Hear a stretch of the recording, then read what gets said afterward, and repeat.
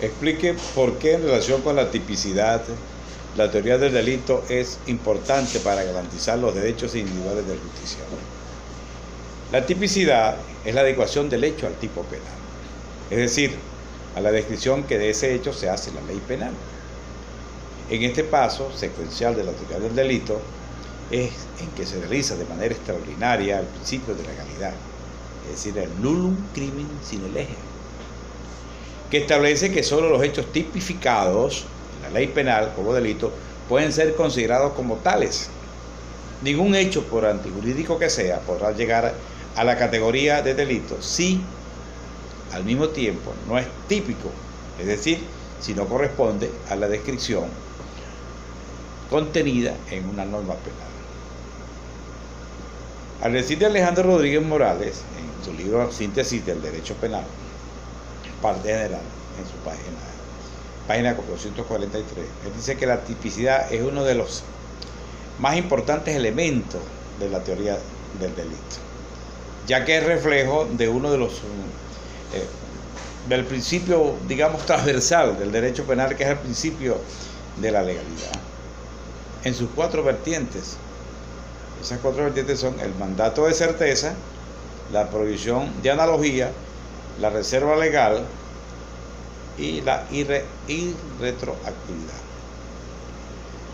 La tipicidad tiene como antecedente la aparición del pensamiento penal en la exigencia de la legalidad, puesto que comienza a exigirse que solo aquellos que están expresamente previstos en la ley penal como delito pueden acarrear una sanción tan grave como la que impone el derecho penal, limitándose de esta forma la intervención del Estado en el ejercicio del ius puniendus, evitándose entonces, por supuesto, la arbitrariedad.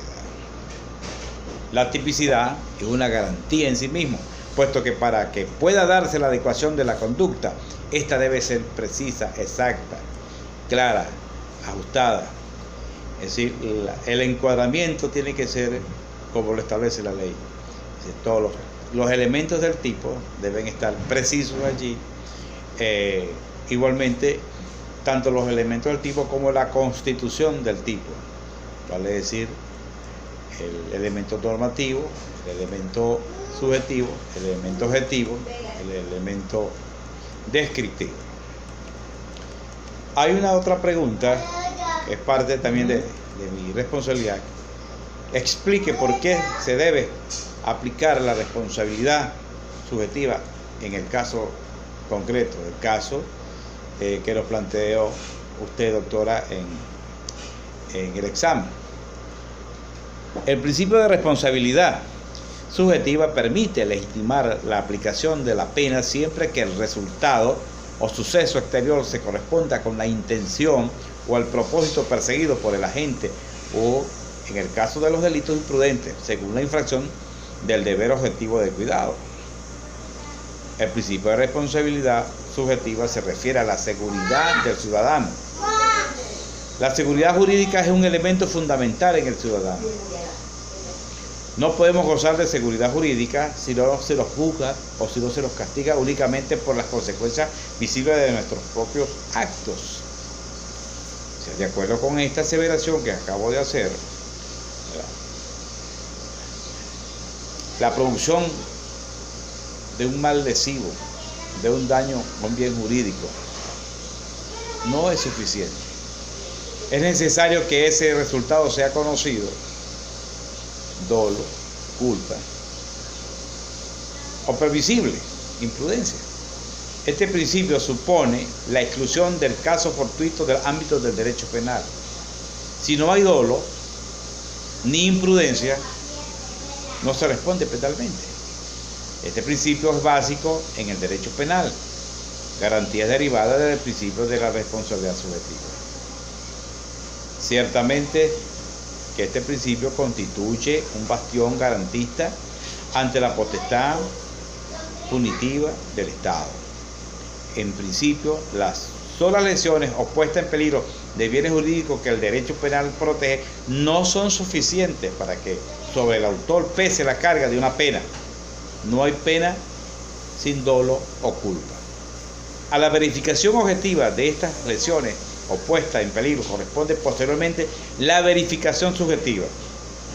Es decir, si el autor ha actuado con una voluntad propia del dolo o si ha actuado imprudentemente. Si en estos componentes subjetivos, tipicidad subjetiva, la conducta resulta atípica, por lo tanto, el delito no se agota. Solo son delitos o faltas las acciones o omisiones dolosas o culposas esperadas por la ley. Y no hay pena alguna si no hay pena sin dolo.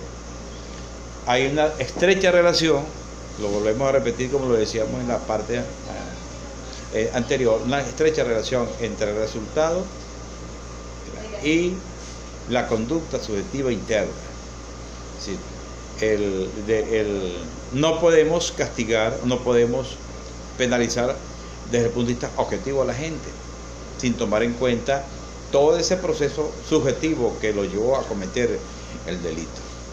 O sea, no podemos castigar acciones irracionales o acciones que no provengan de un conocimiento previo. La responsabilidad objetiva en este caso va a estar por el conocimiento de la ley. O sea, si no hay ley previa, no hay manera de tipificar un delito. Si la persona que comete la infracción, si la persona su infracción no es producto de un conocimiento, de una conciencia, no se le puede exigir responsabilidad penal. La responsabilidad penal se exige porque ha habido conciencia, ha habido conocimiento, ha habido imputabilidad. Es decir, la persona que ha cometido el hecho sabe que va en contra del ordenamiento jurídico, sabe que está cometiendo un injusto y está cometiendo una conducta antijurídica. Y esto precisamente por el saber, por la conciencia del saber, es que viene el reproche moral y el reproche jurídico. Y en consecuencia la exigencia subjetiva por la conducta desplegada. Entonces, en conclusión, en el caso concreto, sí se da la exigencia subjetiva, sin la cual no hay manera de penalizar ningún acto o un hecho lesivo desde el punto de vista penal.